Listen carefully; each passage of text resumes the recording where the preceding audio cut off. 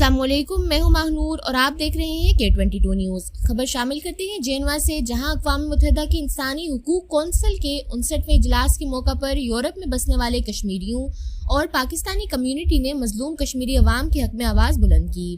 اقوام متحدہ کے جینوا دفتر کے سامنے کشمیری کمیونٹی کی جانب سے احتجاجی کیمپ میں یورپ بھر سے اہم شخصیات نے شرکت کی اور بھارت کے غیر قانونی قبضے اور مظالم کے خلاف شدید نعرے بازی کی۔ سابقہ نگران وزیر اعظم آزاد کشمیر چودھری پرویز اشرف نے خصوصی طور پر شرکت کی۔ فرانس سے آنے والے مظاہرین کی بڑی تعداد نے مظاہرے کو مزید مؤثر اور پرجوش بنایا۔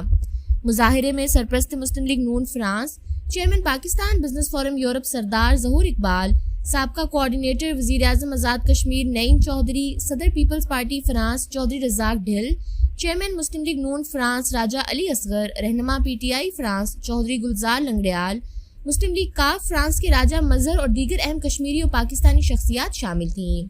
فرانس کی کاروباری شخصیات بلال جٹ، شبیر البدر، فیصل عباسی، راجہ ماجد، قاسم شاہ اور عطا مصطفیٰ سمیت متعدد رہنماؤں نے شرکت کی۔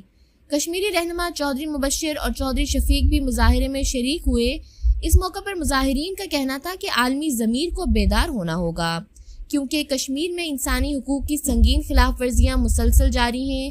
احتجاجی مظاہرہ کشمیریوں کی آواز عالمی فورمز تک پہنچانے کی ایک مضبوط کوشش تھا، جس نے ثابت کر دیا کہ کشمیری دنیا کے کسی بھی کونے میں ہوں، وہ اپنے حق کے لیے متحد ہیں۔